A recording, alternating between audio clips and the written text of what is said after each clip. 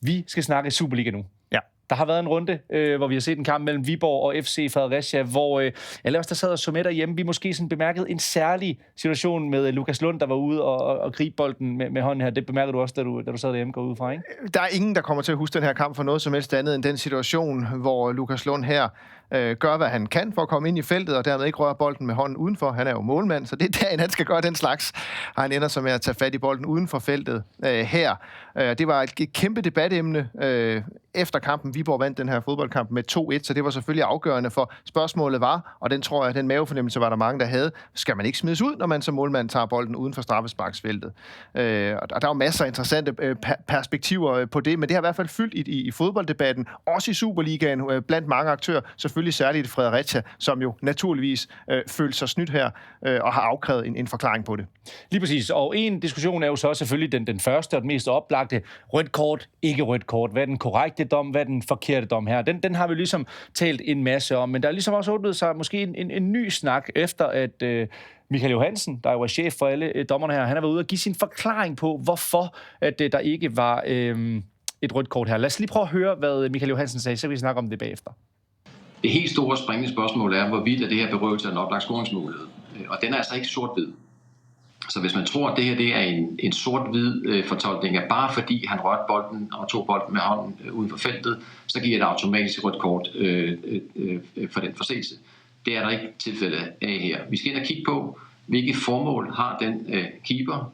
Hvis formålet var at trække tilbage og gribe den bold, og han faktisk var den overbevisning, at han var inde i feltet, men teknisk set akkurat kom udenfor, så er der altså tale om et direkte frispark uden følgestraf.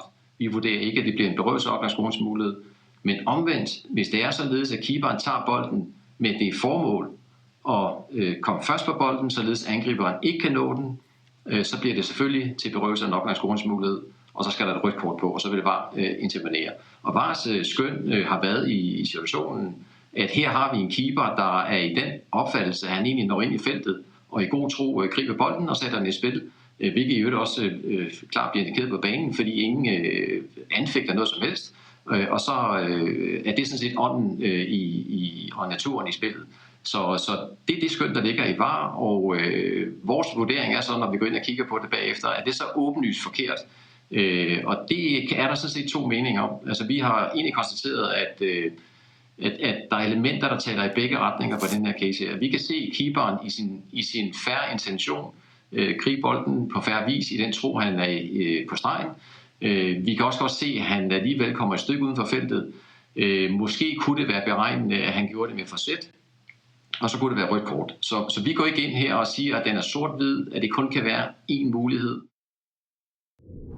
Ja, det var altså ordene fra Michael Johansen i går, det her, hvor han prøvede at argumentere lidt for, hvad det er, de har set igennem hos dommerudvalget nu her. Og kan du ikke lige prøve at udlægge teksten for os? Du har sådan mere styr på fagtermerne end mange af os andre. Altså, hvad er det, der er det interessante i det, han siger her, synes du, Michael Johansen? Jeg synes, det er et vanvittigt interessant svar, han giver af flere forskellige årsager. Men for lige at forstå, hvorfor jeg synes, det er vanvittigt interessant, så lad os lige prøve at skære det fuldstændig ud i pap. Alle mennesker ved jo godt, som ser fodbold, der er ligesom en fodboldlov, som der ligger bag det her. Og de fleste, der ser fodbold, ved også godt, at en dommer går jo ikke ud og med den i hånden, og så bare peger og siger, der skal dømmes det, og der skal dømmes det, fordi der står det og det og det i loven. Sådan er det jo ikke. Der er jo også en ledelsesopgave og en fortolkningsopgave, når dommeren går ud og dømmer.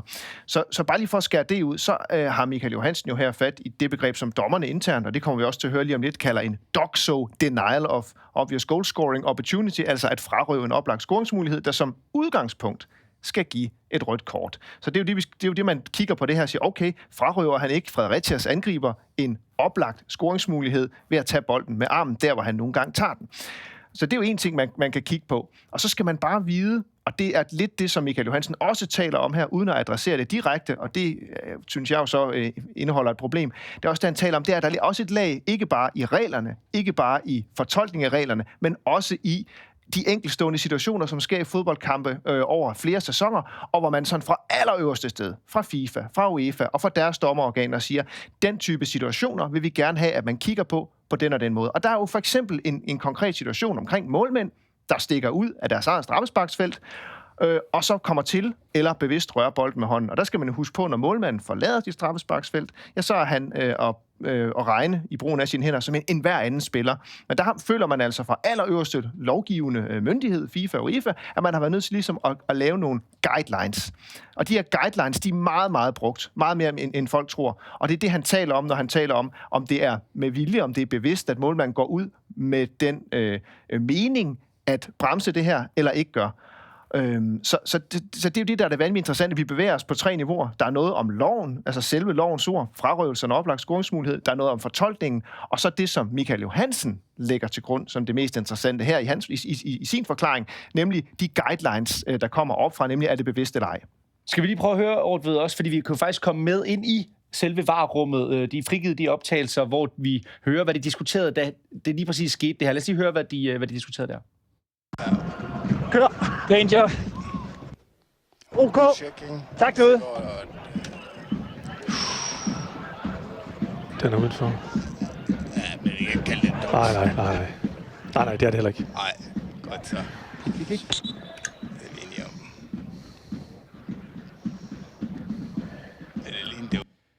Yeah, now we can welcome you, Bobby Madden. You're a former top international referee. You refereed at the Euro 2016, among other tournaments, of course. First of all, this is a bit of a complex situation to talk about. Can you tell us, what do you think of this decision not to give the keeper a red card in this case? Yep, so the first time I seen this incident was this morning, and my initial reaction was that it's the correct decision not to issue a red card to the goalkeeper. I think we need to consider in situations like this, it's Dogso has that act of the goalkeeper denied an obvious goal-scoring opportunity. Then you can talk through all the criteria, but the only criteria we need to consider in this situation is the opportunity of the attacker to gain or regain possession of the ball. And I think when you look at the point when the goalkeeper handles the ball to the position of the attacker, there is no way that the attacker is going to gain possession of that ball. Okay, first of all...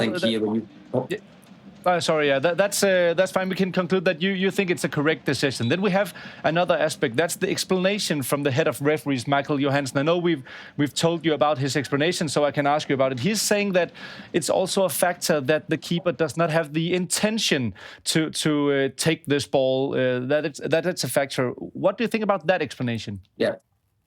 So I think you talk about the intention. It's difficult for match officials or heads of refereeing to understand the intention of players.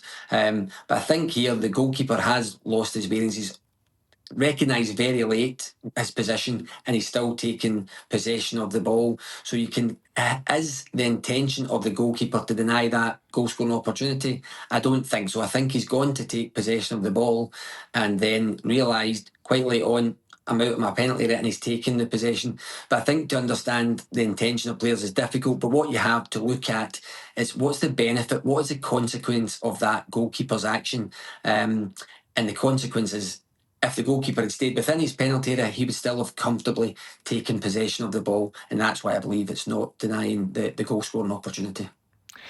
So, Bobby, Daniel here, regarding the opportunity to make the conclusion that you make here, as I just tried to tell the viewers, you can look in the laws of the game itself, you can look at the interpretations, but this is another layer, isn't it? This is the layer of giving referees the amount of video clips that they need to be able to assess certain situations, and this goalkeeper leaving area with or without intent to play the ball, that is a very certain situation to delve into. So do you think it is relevant in making an interpretation of this very situation to go out to that stretch to the guideline stretch, or do you think it's enough to stay on the path of the interpretations of the law itself? I think the law itself covers this. I know there's a push from FIFA and UEFA about the spirit of the game, the spirit of the law, what is the correct decision for football, what does football expect? These are phrases that are constantly regurgitated within the refereeing world, but I think it's important that you stick to the basis of the law, the guidelines and their interpretation. I know the head of refereeing thought that this was more a marginal decision, and had a red card been issued by the on-field referee that could have been supported by VAR. I think that would be incorrect. I think the evidence here to support no red card is totally correct. I think we need to move towards more black and white situations, not have this kind of grey area. You're correct in what you're saying. You have to look at every incident in its own right and its own merits. I know there was an incident in Dortmund with Felix Breach where VAR recommended an on-field review. That was correct in my opinion because of the proximity of the attacker, and that's what it comes down to: the proximity of the attacker, the opportunity to play the ball, and I think that's what we need to focus on. Yeah, so because I have the impression that sometimes a lot of these guidelines, also used as explanations for certain decisions, might complicate things a little when the law does offer on its own accord the right explanation. Would you agree on that in this case?